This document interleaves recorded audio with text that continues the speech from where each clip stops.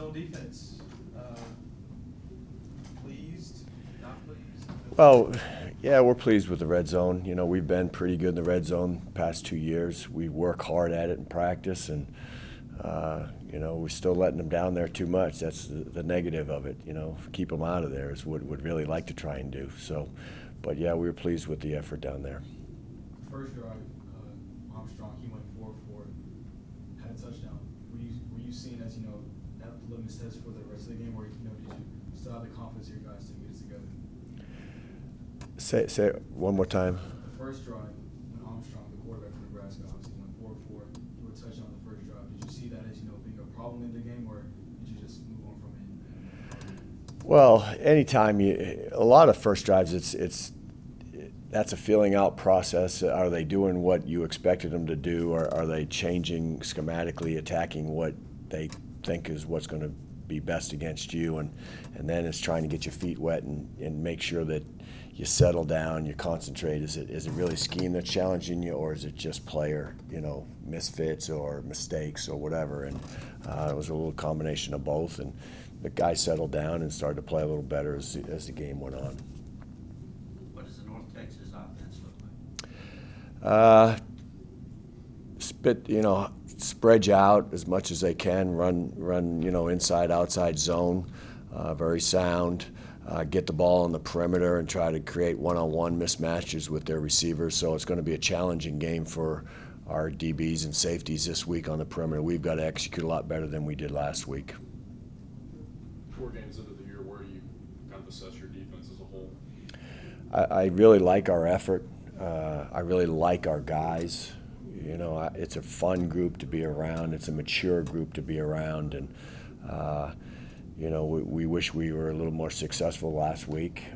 We didn't execute quite as well as we would have liked to at times, and but you know, the effort's there, and you know, the work ethic is there, and you know, we've just got to do a better job of preparing them, and so that they can execute better.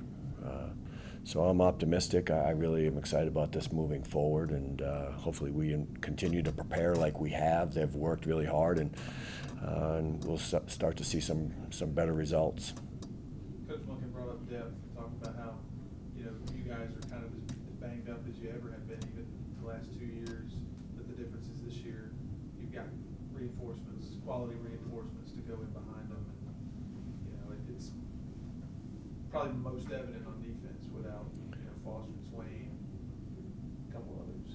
Right. That's, you know, it starts to wear on you a little bit because you're not getting the experienced reps. The guys have had a lot of practice time, so you're seeing some of the learned mistakes, you know, with guys kind of being forced into a little bit more work than they normally would have. The starters obviously get a lot more work in camp and in practice, and then as they go down, your guys that aren't as experienced are getting more reps. So hopefully they'll continue to get better. But it's you know, we were excited about it coming into camp because we thought we, you know, we're the deepest we've been, and it's a blessing that we have all those guys right now because we're, you know, we are thin at safety, and you know, we you know, can't sustain too many more hits, you know, but right now we've been able to fight through it because of our depth.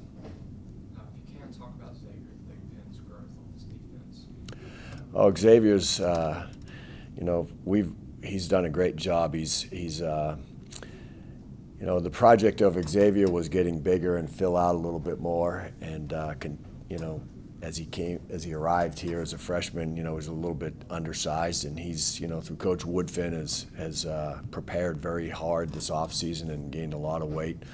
Trying to hold that weight and maintain it during the season right now is an issue. We're concerned about it, but he's an explosive guy. He's athletic. He's long, and he's been very productive for us. And very versatile. You know, obviously the onside kick recovery where he looked. His hands were, he looked like Mike Thomas out there with those hands. Well, he's a basketball player. He, you know, when we were recruiting him, you know, our first year in here, Coach Munkin and myself, we had a late start, and you know, we're searching for guys that you might have to reach a little bit for. You saw he was very athletic when we were recruiting him. You saw he was long when we were recruiting him. You saw he was explosive. you knew he was an athlete because he was a basketball player, watching him play basketball. And, now it's just a matter of him filling out and reaching his potential that we see. And you're starting to see that every day. He's just improving every day. You've been coaching a while. Do the guys really understand or get more excited about conference play? I hope so. That's what you play for. You play for the conference championship first. That's, generally where you start your goals. And, as you're preparing the season, and, that's where you're evaluated on. Yes, it's fun to play in, the bigger games that on paper is supposed to be better than you, but ultimately you're there to win your conference and be conference championships. That's where it all starts. And it starts this weekend. How do you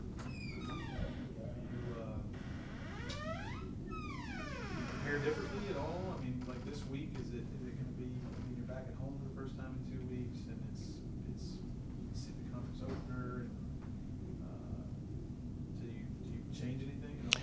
Not really. I mean, that's, every week you're preparing, no matter what your opponent is, no matter who they are, you're always trying to prepare. That's the message you deliver weekly. Whether it's your first game against Mississippi State, your second game against Austin Peay, who's on paper, you're hopefully you have a mature team. That's where you're trying to prevent the highs and the lows of the season, where the guys don't see as an opponent as tough, or maybe they see them as, this is one I'm really got to get up for. You're hoping your maturity level takes care of that in preparation, that, hey, you prepared no differently from week 1 to week 12. That's the way it should be. Coach Monken was talking earlier about Denarius Antoine and how it's been 2 weeks in a row now where he's made sort of that play that turns the tide to start the second half. Against Texas State, him and Brian Anderson came up with a third down stop, and then the interception this past week that really got the tide turned. He's been pretty good with you guys. He's been very good for us. He is a very dynamic player, and all those big plays that he makes are very contagious for energy. He attacks the football. When you watch him on film, and you just say, wow, does he get it? And and the emotions that when you make an impact play like that affect the flow of the game. And so he is right now very productive and game-changing plays for us. And he practices that way, he prepares that way, and he's playing that way. So we're fortunate to have him. Kind of along the same line, below the radar, Elijah Parker had a nice game. He jumped that route on the interception that kind of led to the ball getting in his hands, and then he had the forced fumble that went out of bounds. And nice game for him, would you say? Elijah's been very steady for us all season. He really has been playing well, silently, and and it's kind of hard to see sometimes, but he can really run, and he's attacking the football, and he's smart, and he works at it really hard, and and his results are showing. I mean, just throw on any tape that we have, and you'll just watch. You'll find it hard to find a loaf on there from Elijah Parker. And the same thing with Denarius Antoine. They both have tremendous speed, and they use it to get around the football.